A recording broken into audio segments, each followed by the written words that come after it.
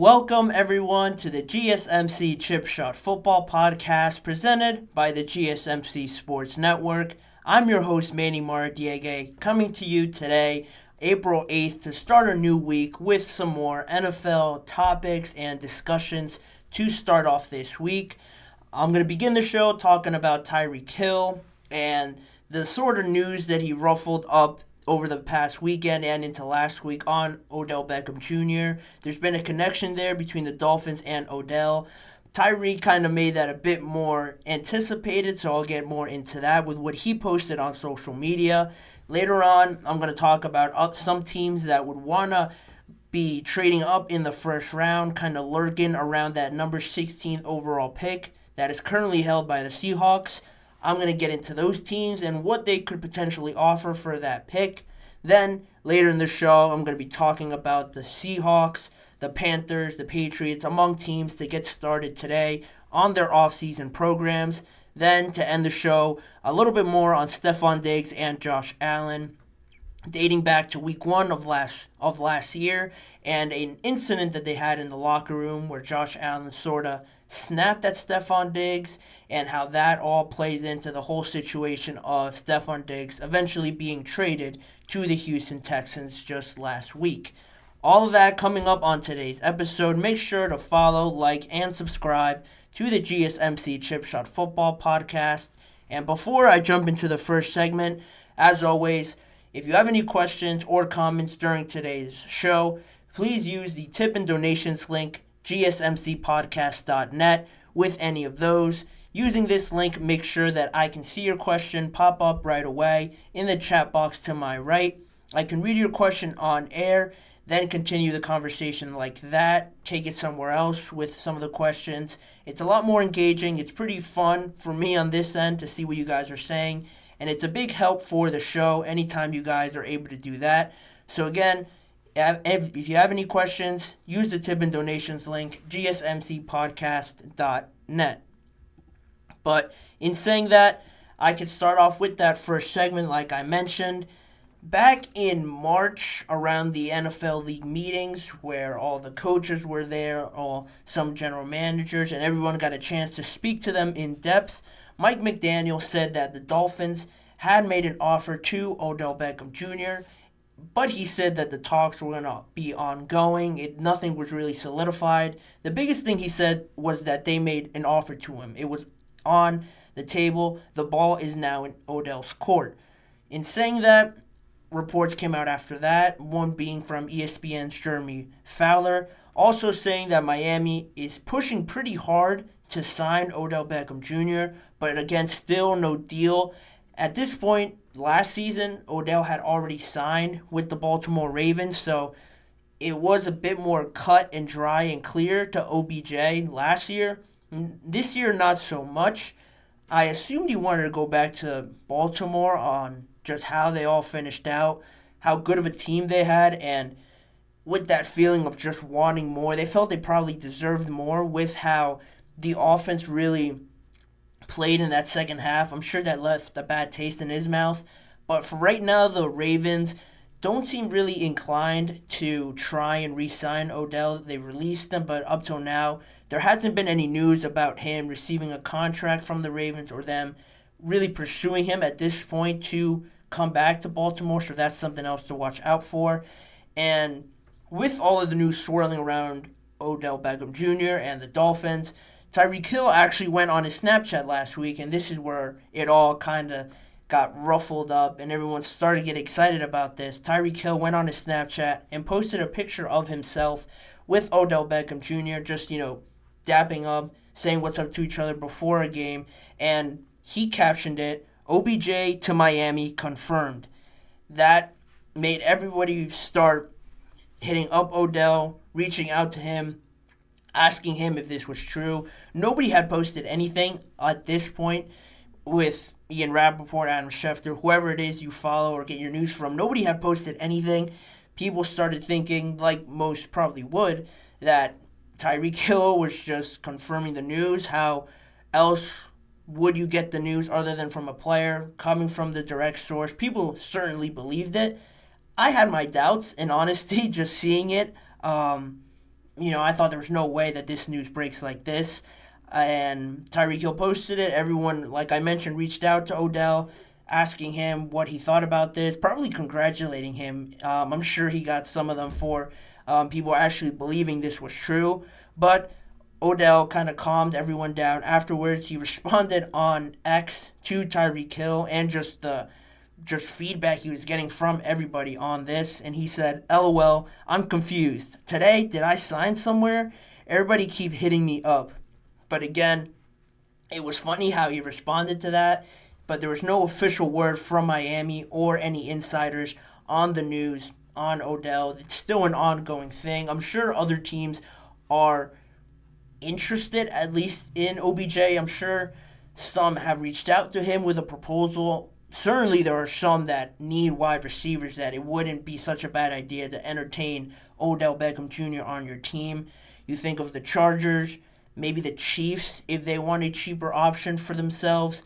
The Rams back to LA for Odell wouldn't be such a bad idea in my opinion. You look at potentially the Bengals. If Tyler Boyd doesn't come back, signing Odell wouldn't be so bad either. There's definitely a lot of teams that earlier in last week, there was reports, like I mentioned, some of those teams as well as the Lions being interested on top of that. I said the Chargers, but all these teams still needing wide receivers. I'm not questioning why it's taken a while. There's certainly some questions with Odell in terms of production that he could still produce as a number 3, potentially a number 2 receiver. Last year, he played 14 games, which is very encouraging.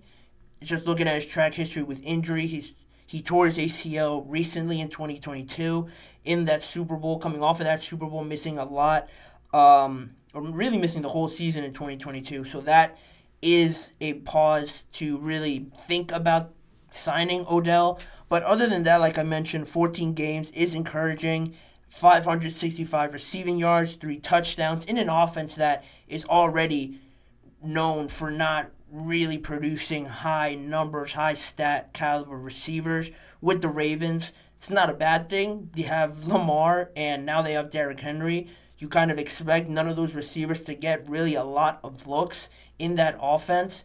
And last year, they didn't have Derrick Henry, but they had Gus Edwards and a bunch of other running backs in that backfield to share the carries. Now, looking at it this year, it might be a bit more receiver friendly just because they have only really Derrick Henry.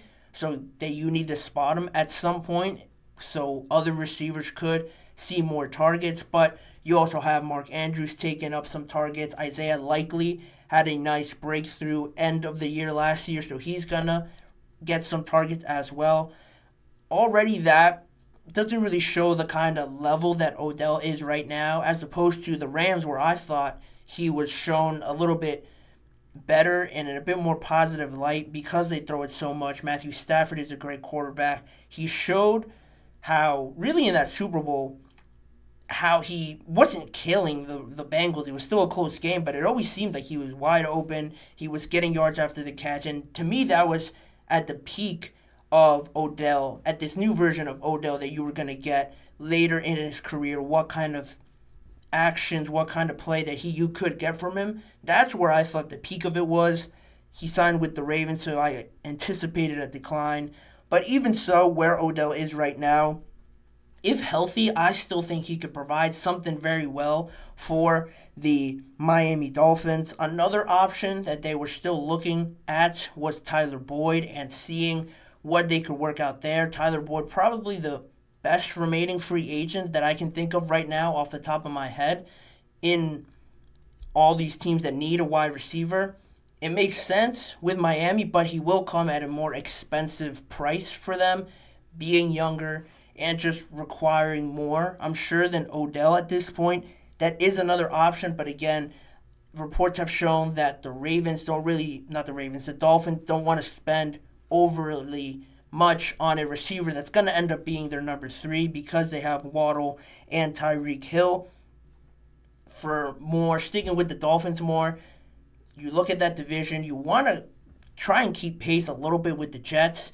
They're just signing everybody, addressing everything in free agency, it seems. And if you're the Dolphins, you're probably up there with the Jets in terms of talent and competing for that AFC East at this point because of where the Patriots are right now, where the Bills are after the Stefon Diggs trade. You want to make sure you're still in it with them and matching them toe-to-toe with this talent and all the players that they have. Not to say that they're really far behind, but you want to make sure you don't fall behind after having the opportunity to sign OBJ. Maybe Tyler Boyd's out there. You have to do something because you lost Cedric Wilson. You lost Mike Gesicki in the offseason. Right now, you have Braxton Berrios. Not Braxton Berrios. Is it Braxton Berrios? I can't think of his name right now. That's the receiver, I'm blanking on his name. But other than that, it's Hill, Jalen Waddle, and then that's really it from right there. Of course, they can draft people, but if you can get Tyler Boyd, Odell, which I think is still the best fit for them, I would go that route. And just still figuring out the business side of it is important. I know that, but right now that's the biggest thing for the Dolphins, trying to figure that out.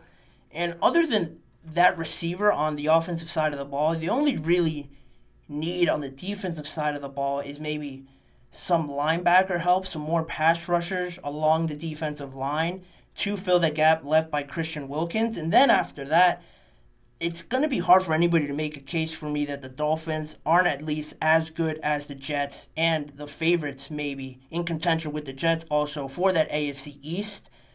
They have been projected to draft a Byron Murphy, the defensive tackle out of Texas, when they're picking, I think at 21, if I remember correctly. So that's an option, but you always want more depth at those positions.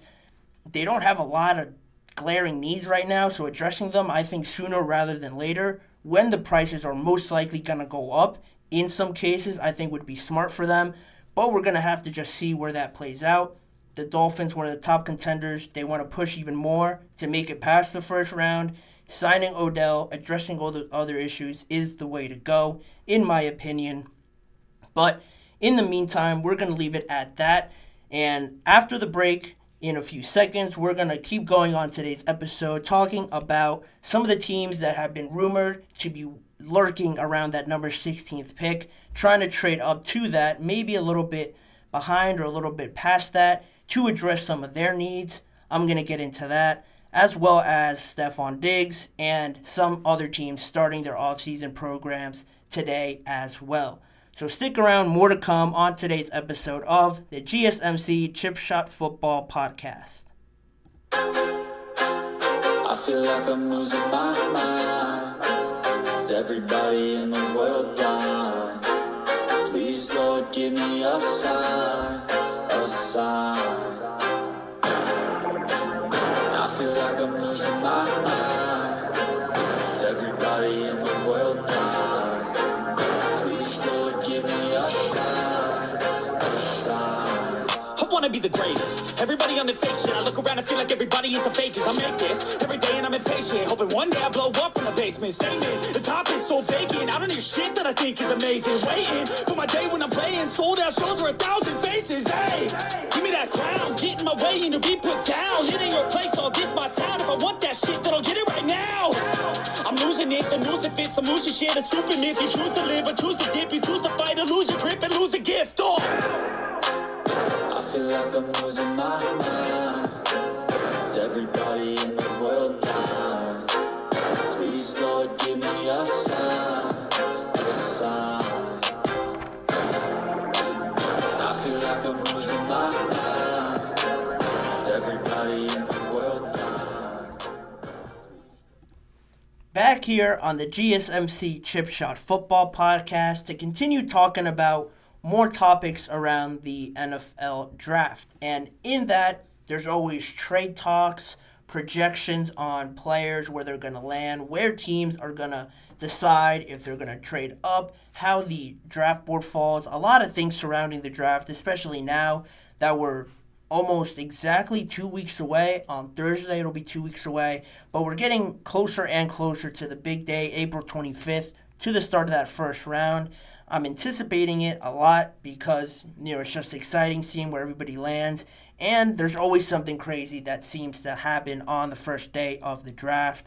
And among that is the trades that I mentioned. NFL analyst Chad Forbes posted on his Twitter account that the worst kept secret of the draft in the NFL is that the Green Bay Packers, the Philadelphia Eagles, the Washington Commanders are all discussing trade-up options proposals for the number 16th pick, right now owned by the Seattle Seahawks. And looking at all those teams, the Eagles are picking 22. The Commanders right now don't have another first-round pick other than the number 2 pick. And the Packers have the 25th overall pick in the first round. So you take all that into account.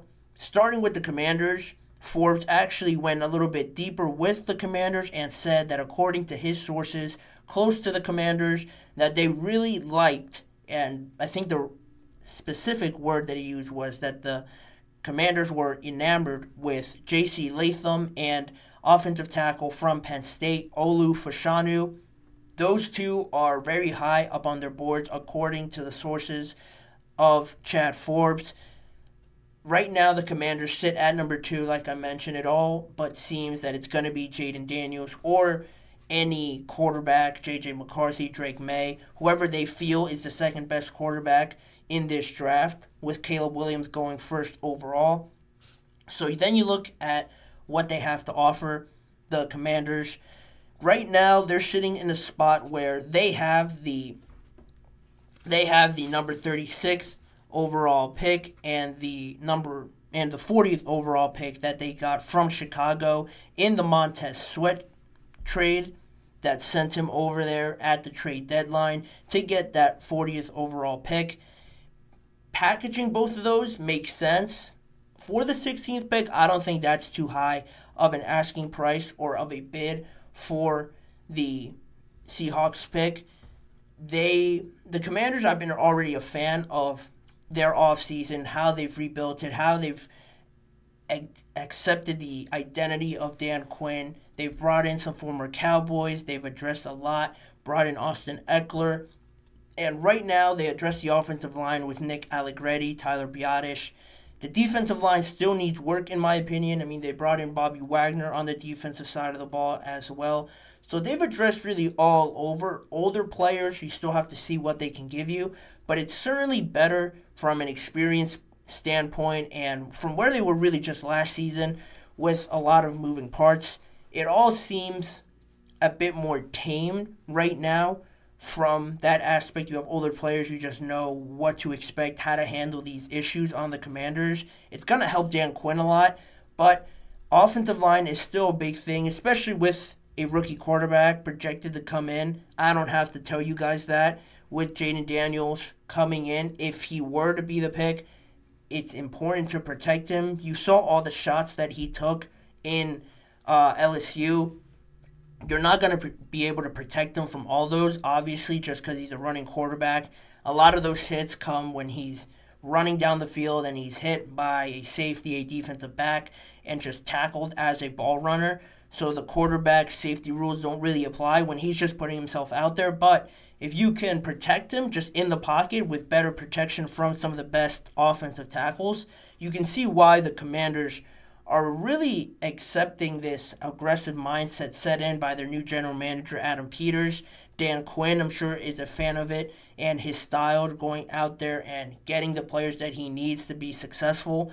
It's all positive, but looking at the Seahawks, where they stand, number 16, they also, from their part, need a lot of things to really make this team a competitive team because of the division that they're in. The NFC is pretty wide open right now with the teams that made it and the records that they had.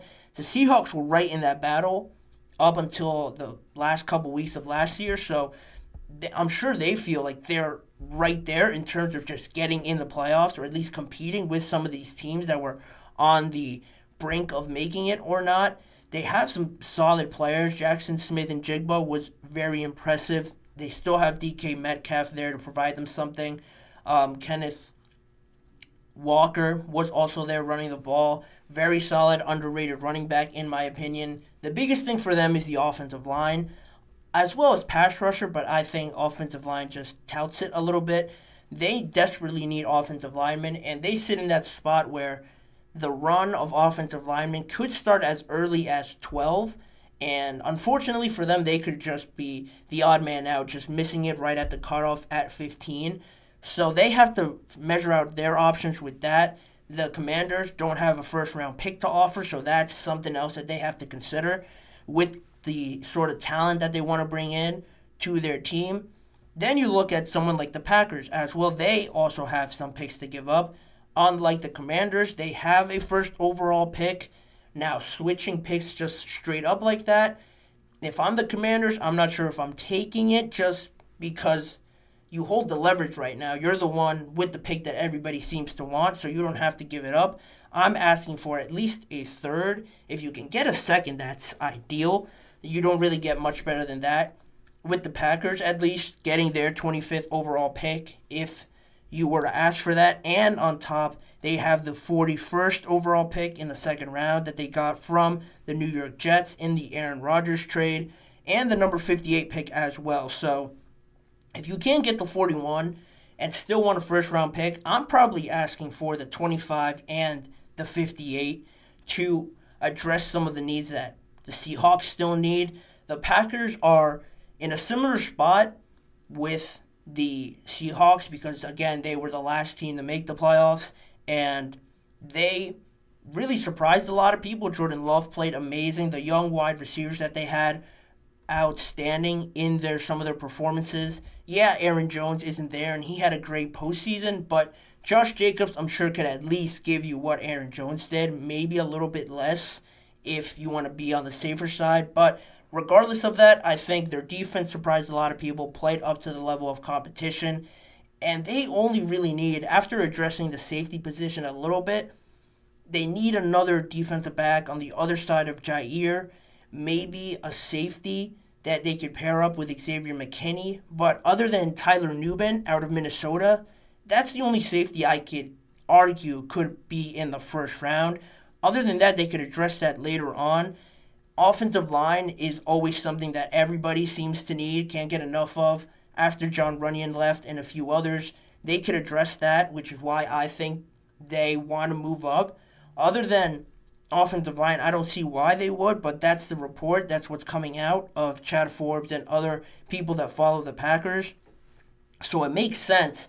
But again, I just question the idea about moving up to 16 because I truly believe that the tackles like Fashanu and I'm forgetting his name, J.C. Latham, you have guys like Tyler Guyton who could be in that later half of the first round as offensive tackles, but some of these teams are just enamored with the player that they want and doing everything that they can to get him, which makes sense. But really, offensive line, if you're not getting some of the top ones like Joe Alt and some other ones that are projected to start at 12 and then just really go up to 15, 16 if you're lucky, you get one of them to fall there, it could be worth it, but I think that's too big a risk to do that and move up and potentially give up multiple picks just to maybe miss out on the guys that you really need.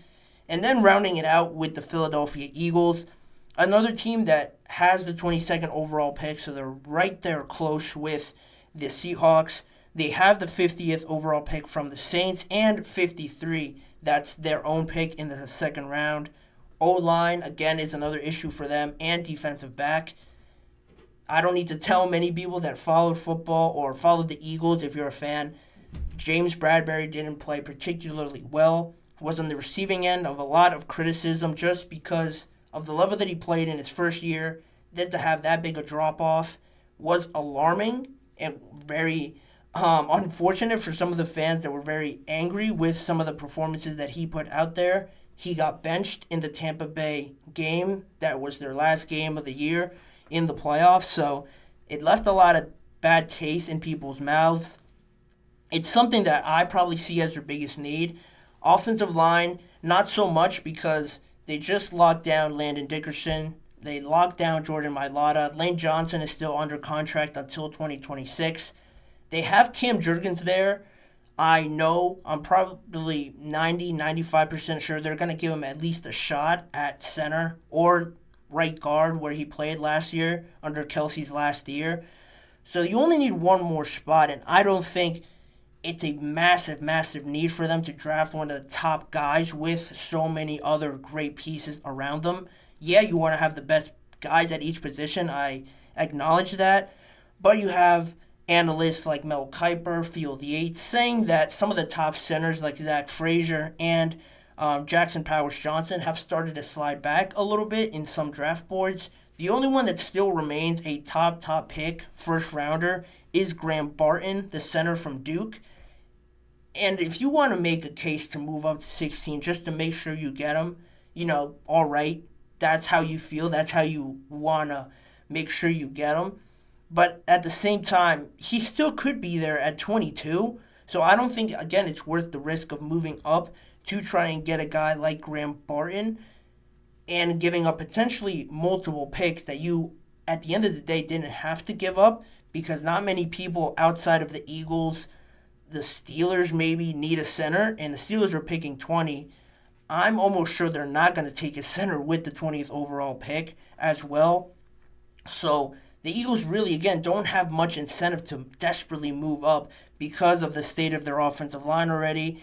And just based on the fact, going back to the biggest factor, is that the Seahawks, I just think addressing that spot is their biggest need. And if O-line is the biggest need, talking about trading with the 16th overall pick, I would think the Seahawks would want to move up and use that pick to move further up themselves rather than giving it up to somebody else just to make them stronger and maybe not address it to the best of their ability with a pick in the later rounds in that first round. But, that's just me. That's how I feel about it. That's the rumors swirling around. The Packers, the Eagles, and the Commanders are the teams that are lurking, stalking that 16th overall pick right now. It makes sense for some picks, but again, all these teams are pretty well built up right now through free agency or just on the talent that they had in their own rosters. I don't think it's worth the risk right now. Yeah, it's enticing to trade up, get the guy you want, and it's exciting for anybody to do that and feel very confident in the moment, I'm sure, when you make a pick like that or decision like that and make the pick of that player. But at the end of the day, you have to measure out all your options, and it's always smarter, at least in my opinion. Probably the biggest theme of the show so far around the draft is that trading back is the safest and probably works out the best in most cases for these teams that need a rebuild, that need multiple positions. Going quality over quantity isn't always the best situation in my opinion, but that's where that stands. The Seahawks have a lot of options to ponder over. Same with the Packers that want to compete. Same with the Seahawks with a new head coach trying to get into playoffs. And the Eagles as well, trying to make that run after last year being very disappointing for them and their fan bases. All those questions will be answered at the draft. All we can do right now is speculate, but that's also very fun to do in the weeks leading up to the draft. But moving on with the show and topics, we're going to go into another break. And on the other side, we're going to get into the Seahawks, the Titans, the Panthers, and the New England Patriots starting their offseason programs today, and some topics, questions that still remain with those teams after free agency has cooled down and getting closer and closer to the draft. So you'll want to know more about those teams and those topics after the break. Don't go anywhere. We'll be right back. Looking for your daily fix of sports talk without having to pay for it? GSMC Sports Network is available on YouTube. Just search GSMC Sports Network. Get your fix of daily sports talk shows on YouTube. Absolutely free. NFL, college football, NBA, MLB, MMA, UFC, fantasy football, and so much more. GSMC Sports Network has shows running all day long, with new sports shows starting every 2 hours. Just like on your favorite cable sports channel, except GSMC Sports Network is absolutely free. Just search GSMC Sports Network on YouTube to catch one of your new favorite shows, like the GSMC College Football Podcast, Chip Shot Football Podcast, Hoops and Heels Women's Sports Podcast, GSMC Basketball Podcast, and so many more. Check it out for yourself. GSMC Sports Network, now available on YouTube absolutely free. Search GSMC Sports Network on YouTube right now. Welcome back to the show. Before we get into more topics on today's episode, I want to remind you guys, if you have any questions or comments you want to make during today's live show, use the tip and donations link with any of your questions or comments. Not only can I see it pop up in my chat box, but I'm able to read it out loud on air to discuss live and maybe bring the conversation elsewhere, get a different perspective. It's a lot more engaging and it's a big help for the show as well as all the other shows across the network. If you're able to use that with any questions or your comments, it's greatly appreciated. Again, the tip and donations link is gsmcpodcast.net. But now I'm able to transition into the next topic I want to bring up. More recently, just today actually, the Seattle Seahawks, the Tennessee Titans, the New England Patriots, and the Carolina Panthers join the Falcons, Chargers, and the Commanders as part of that group, getting an early jump start on their Phase 1 offseason workouts today. Phase 1 of these offseason programs by the NFL really just consists of conditioning, strength workouts, just getting everybody moving again in rhythm. And why these teams specifically were the ones starting earlier is because almost all of them are hiring new head coaches, getting a new system in, giving them those extra week, 2 weeks to get accumulated or get accustomed to these new ways of going about their process. This extra time serves them well.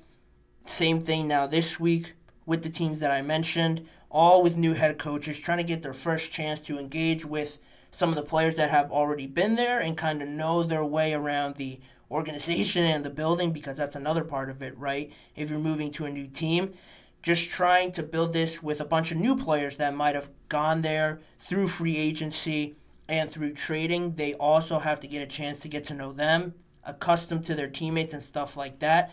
So on top of that just being the case with these teams, these four teams still have interesting storylines, topics to follow in determining how everything's going to go for them this season.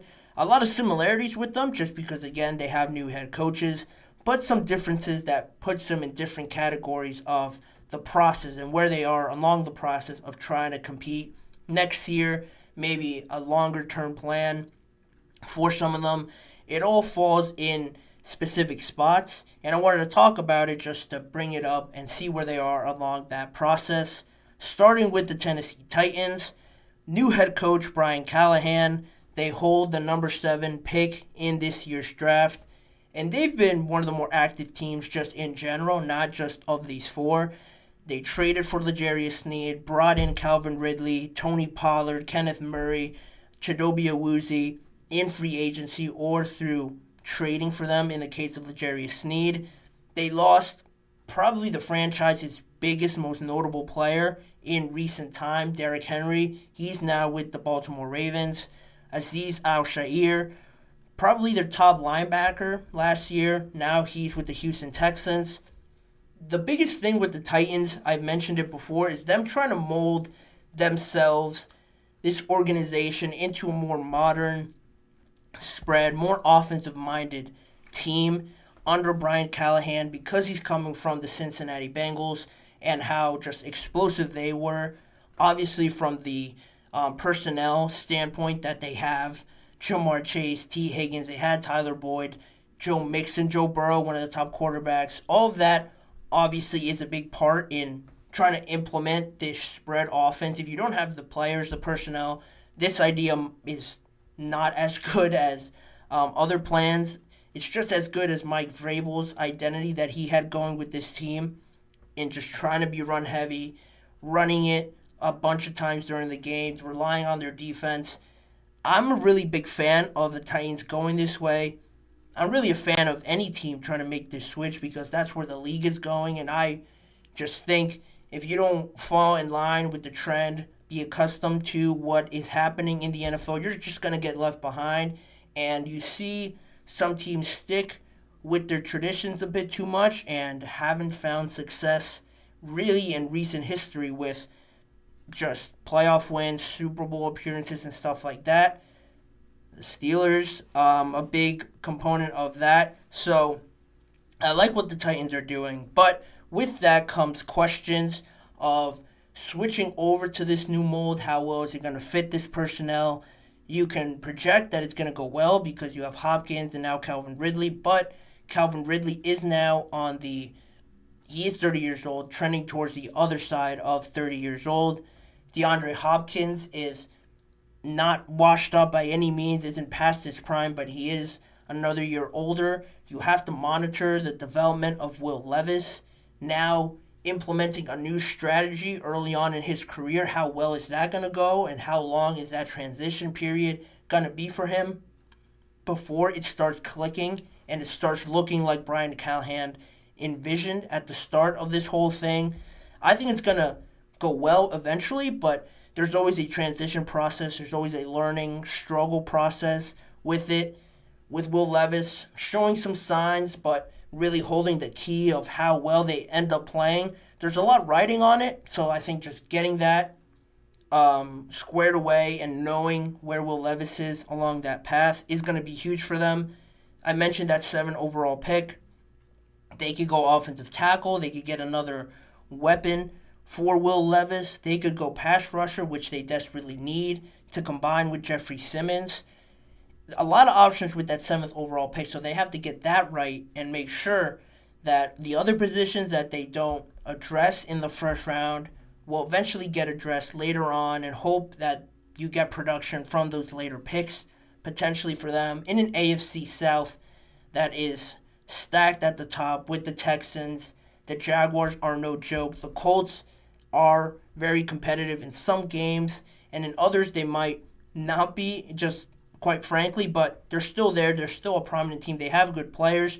That division is slowly getting a lot better and a lot more competitive. So they have to try and keep pace and all that. They have a lot of new. You just have to see how long it takes for it all to fall in line. That's why they start a little bit earlier than others. So we're going to see how that goes. Those are just some things to follow along and how successful they will be. Next, a team that I just finished talking about, the Seattle Seahawks. A new head coach as well, Mike Macdonald, coming over from Baltimore. Their defensive coordinator now gets to be the head coach of the Seahawks. They didn't add too many pieces. They brought in Jerome Baker, Tyrell Dodson from the Bills, Rashawn Jenkins to address a little bit that secondary, Sam Howell to compete with Geno Smith. That's kind of a question you want to solve with all of this. Sam Howell was a first round pick by the Commanders, so people have seen something in him to draft him that high. He's not awful by any means, I'm not saying that, but it didn't really work out in Washington. I just personally feel that was more with the team that they had around him. Now in Seattle, I think you certainly get a little bit more of an upgrade offensively with DK Metcalf. Tyler Lockett is no joke. Jackson Smith and Jigba, like I mentioned, and Kenneth Walker as well. I think it's a bit more complete there. So if you were to bring in Sam Howell, I think it would go a little bit better. Of course, they have to address the offensive line. That's the biggest thing General Manager John Snyder touched on as one of the things they're trying to address in the draft. So you have that to figure out. But Geno Smith, Sam Howell, they've said it's Geno Smith right now, but again, I wouldn't be surprised if in the season, if it's not going well, their offense is struggling, it's not really falling in line, Sam Howell starting a game or coming in to replace a Geno Smith wouldn't surprise me at all with this team. They wouldn't have gone and attracted Sam Howell to this team if they didn't believe that he had any talent or any possibility of competing with Geno Smith for the job, pushing Geno Smith to be better, of course, because they said he's their starter, but they wouldn't be shy about pulling Geno and starting Sam Howell, in my opinion, by going out and signing him as they did from the Commanders, or trading for him, I should say, from the Commanders. And then you have also the topic of transitioning from Pete Carroll, who has been a stalwart there, has been really the Seattle Seahawks since I can remember. If you think of the Seahawks, one of the first things you think about is Pete Carroll, a great coach for them. It hasn't gone particularly great, the best they can over the last few seasons, but regardless of that, he has still been a success for them, has brought them a lot of joy, has brought those fans a lot of joy, and transitioning from him now into Mike Macdonald, there comes a little bit of struggle with that, but there's also some positive that you can take. The freshness, the new sort of nuances you get with a new coach, bringing in a new regimen, new way of going about things, a new way of seeing the game is a refreshing feeling, I would think, for these players to kind of get out of that rut of almost making the playoffs, not being good enough, or being really bad, and then just starting everything over. This freshness could bring a new bolt of energy for these players. So that's the good part about it. But again, there's that transition period. And like I mentioned, that 16th overall pick, keeping it, trading up, moving back with the Packers, the Eagles, and teams like that is something that they have to figure out how they want to build out this team in the long term. If they decide that Geno's not their guy or Sam Howell isn't really their guy as well, this might have to go long term, and then trading that 16th overall pick to move back wouldn't be so bad because they need to accumulate that to get another quarterback, some other pieces to make sure that quarterback is supported. A lot of things moving around with the Seahawks. They, in my opinion, sit almost in the same spot as the Titans just in terms of division and competing. I don't have both of these teams making the playoffs, but I like the way that they're trending. Mike Macdonald showed you what he can do in Baltimore with that level of defense. I'm sure he's going to improve that Seattle Seahawks defense, but it's still a year or two away, I'll say, for the Seahawks at this point. Then you have the Panthers, another new head coach, Dave Canales, coming in, offensive coordinator for the Buccaneers. They brought in some good help for Bryce Young, which is the biggest thing. Robert Hunt, Deontay Johnson, Damian Lewis, another offensive lineman. On defense, they brought in Jadeveon Clowney, Josie Jewell, the linebacker from Denver, and other pieces as well to help this team get some new faces, and they're trying to improve the state of this. In all honesty, it can't get much worse than what they showed out there this last year, but they have now some pieces that I really enjoyed seeing them bring in, like Robert Hunt and Damian Lewis especially, because Bryce Young really had no time to throw back there whatsoever. And that's really the biggest thing with the Panthers. You know, Bryce Young is their future, is their present, in all honesty, right now. They're only going to go as far as he goes, and the development of him is going to be crucial in the second year, where most people talk about that jump that they want to see any player make. It's going to be even more crucial for them to make it. You have questions with Dave Canales and seeing how he takes hold of this situation with the Panthers, that it's good that they don't have really expectations to go out there and perform, so that could alleviate some of the pressure that he might feel. But at the same time, this team has been starving for success, getting back to where they were with Cam Newton and that team that they have in a division that's already not so top heavy. It's closer than most other divisions. You want to see the Panthers in that fight. Their fans want to see them there. And Dave Canales, young head coach now, trying to figure out what works for him, how to develop Bryce Young, how to all these pieces fit. They have no first round pick this year because they traded it, and Chicago has it, the number 1 overall pick. So that is a burden. That's unfortunate for them, but I think that's why they went so heavy on free agency, and why I expect them to still try and add other pieces in free agency. A lot has been said about Stefon Gilmore being out there still.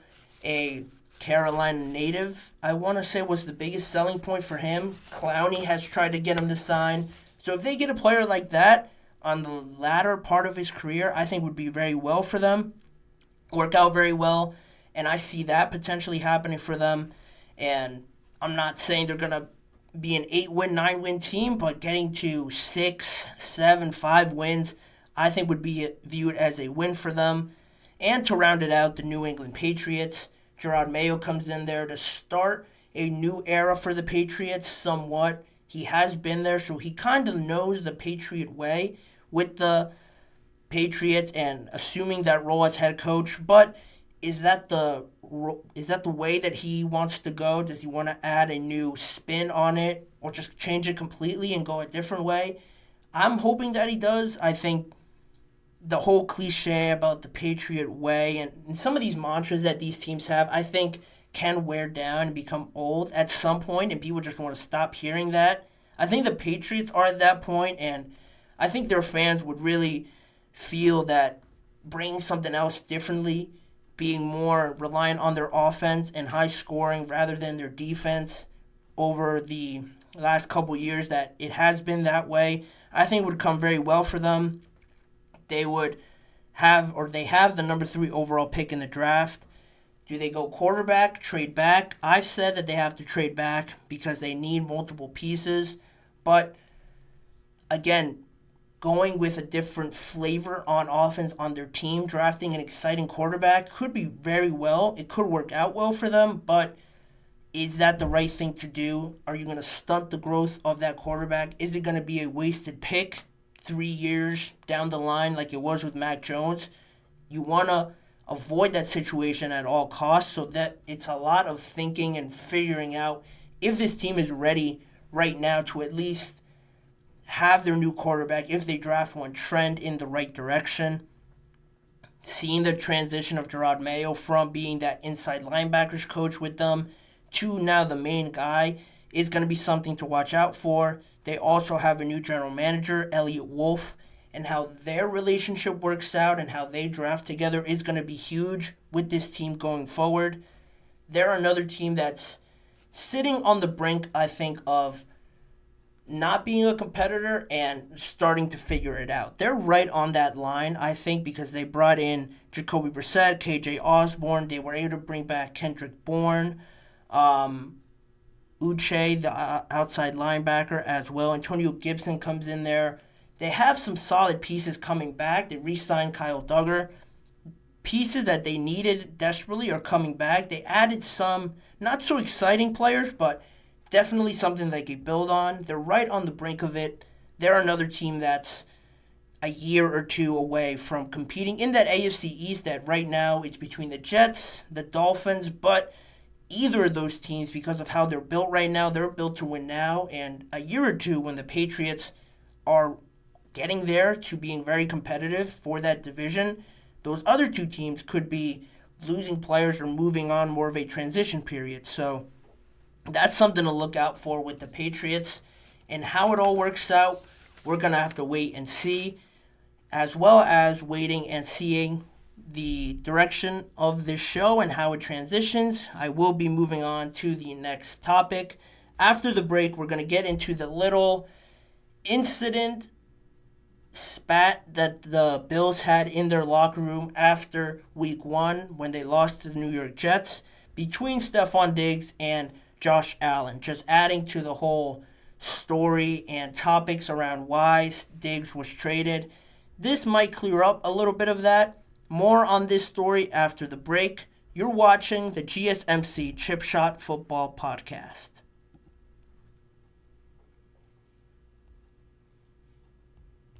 For the best and latest podcasts available anywhere, go to the podcast app on your cell phone and type in GSMC to access free content-rich podcasts on health and wellness, book reviews, sports, entertainment, relationships, social media, movies, technology, finance, and even weird news. Subscribe and download the GSMC Podcast Network's family of shows, available everywhere podcasts are found.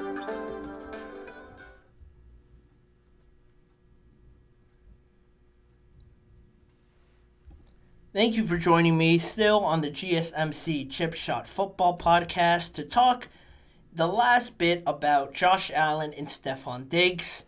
Everybody wants to know why Diggs was traded. How could you let go of your number 1 receiver after already letting go of Gabe Davis and not having too much depth there anyway? There was many reasons why I detailed last week why Diggs was traded, why the Bills felt this was the right time to move on from him. More on the financial trade value that they could get from him now compared to later on in his career. Because he is 30 right now, he's going to be 31 in November. how much value you can get from him next year, it's probably going to go down if he doesn't have another great year. He was already trending down in stats and stuff like that.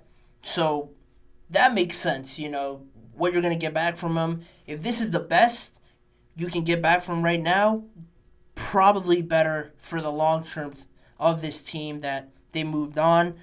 But what was interesting was that the Athletic's Tim Graham, who covers the Bills, brought up a story from the Week 1 loss that they had to the New York Jets.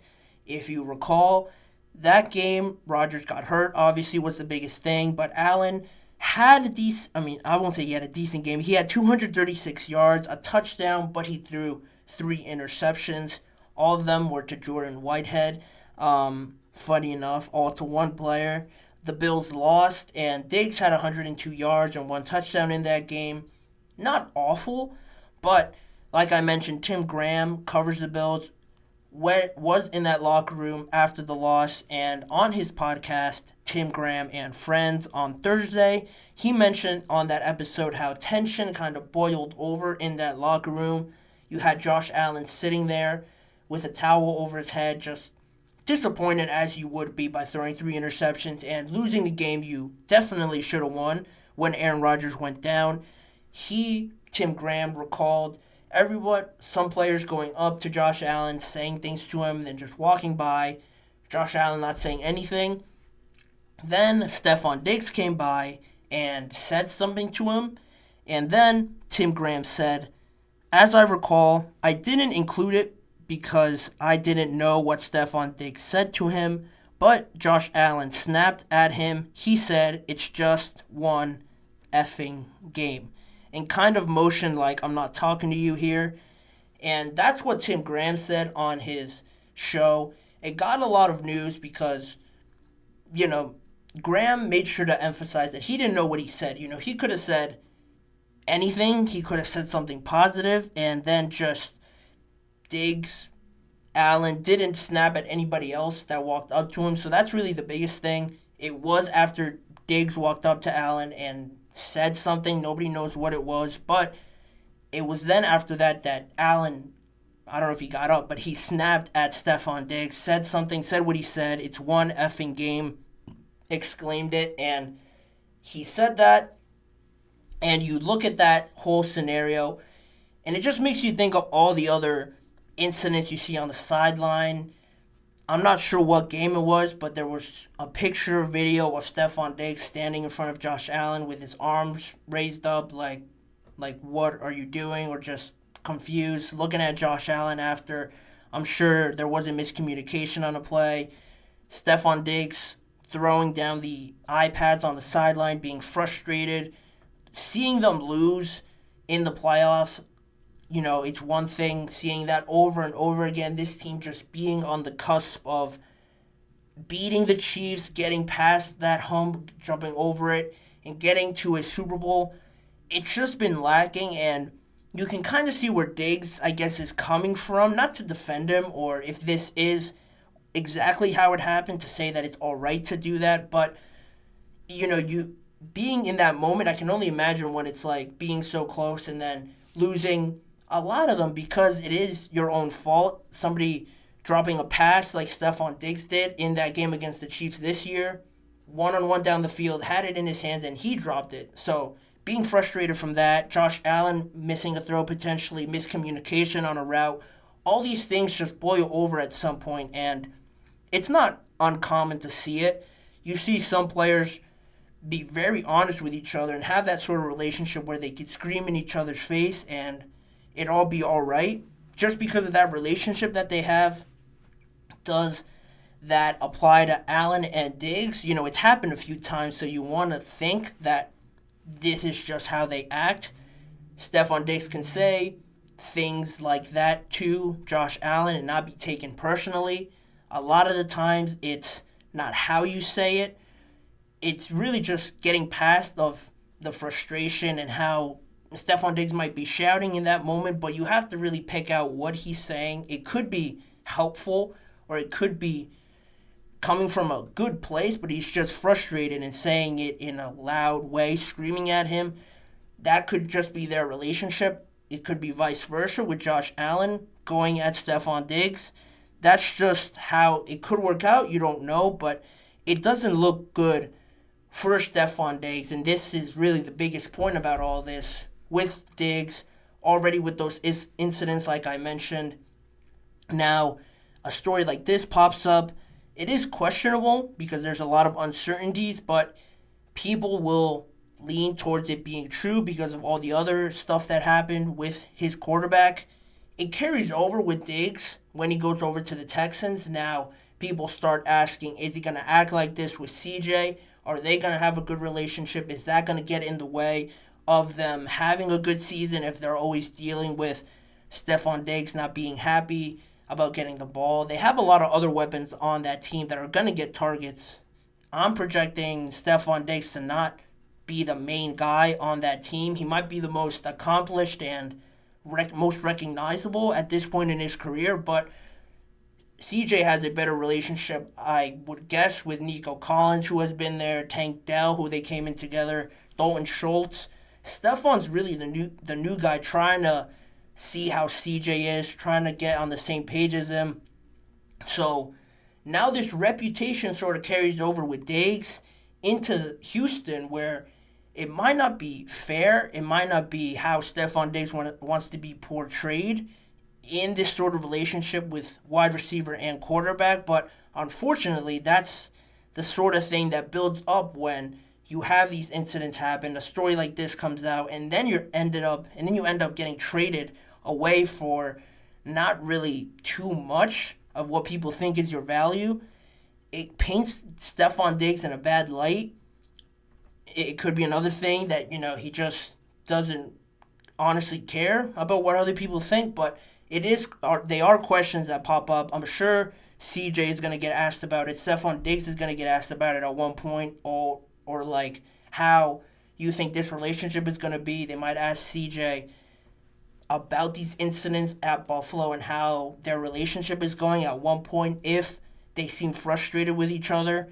That could become a distraction, and you don't want that taken away from all the expectations that are put on the Texans now to be a very good team, young, exciting team that people want to see. It would be a shame if this just got in the way and held them back from reaching their potential like the Buffalo Bills were for so many years. I'm not saying that Stefon Diggs is the main reason why they didn't make a Super Bowl or why they lost those games, but it's definitely going to be popped up more and more with CJ and Stefon Diggs and how their relationship kind of dwindles and how it builds up over the next few months and into September and then into the season and all of that. It's what the narrative will be around him. Stefon Diggs is a very hyper-competitive person, so that just might be how he is. But again, it's just maneuvering around that area of not overdoing it, especially with a younger quarterback. It doesn't matter how well CJ played. He's still developing, still has to learn some things. Finding that nice area where Stefon can still be himself and not overdoing it, because he could learn from this situation and just not act that way with CJ Stroud and just learn that maybe this isn't the way of going about it with CJ. Now with a new team, if he wants to get the best out of this team, that could be an avenue that he falls into. But regardless of that, it's something that they're going to have to address and deal with, I'm sure, at some point in this season. And if they get past that, and if it's not an issue, then it could just be a Josh Allen, Stefon Diggs issue. That could also be true. That all has to play out, and I'm sure it's not the way that Allen or Diggs wanted their time to end in Buffalo, but that is the reality of it now. Both of them have to move on in very different situations. Diggs getting potentially the better end of it right now, but it all has to be settled when they're playing games. That game between the Texans and the Bills is going to be just as entertaining as any game this season, so looking forward to that. Looking forward really mostly to the Texans and how they develop with DeMeco Ryan, with all these pieces just being thrown into the upper echelon of these AFC teams. It's very exciting, anticipating the start of the NFL season. It's all going to be awesome, starting with the draft and so forth. But that's where I'll leave this episode. I've run out of time on today's show, and for the last part of it, I want to thank everyone for tuning in to this episode of the GSMC Chip Shot Football Podcast presented by the GSMC Sports Network. Again, please remember to like, follow, and subscribe to the show. Make sure to also follow us on Facebook, Instagram, Twitter, and TikTok for more of this network's content. If you want to see more of me and the GSMC Chip Shot Football Podcast, check out the GSMC Sports Network channel and the Podcast Network channel on YouTube for all the live recorded full shows that are on there. YouTube shorts that are posted every day on other sports topics, NFL topics I should say, and individual recorded segment videos of the segments that make up the full live shows. If you want to go back and watch a specific segment, or if you missed one, they're all on there for you to check out. Tune in every weekday at 6:30 p.m. Eastern Time for more NFL discussions and topics around the NFL with me, Manny Maradiaga, as your host. Thanking you guys for joining me today, and hopefully I see you guys all tomorrow.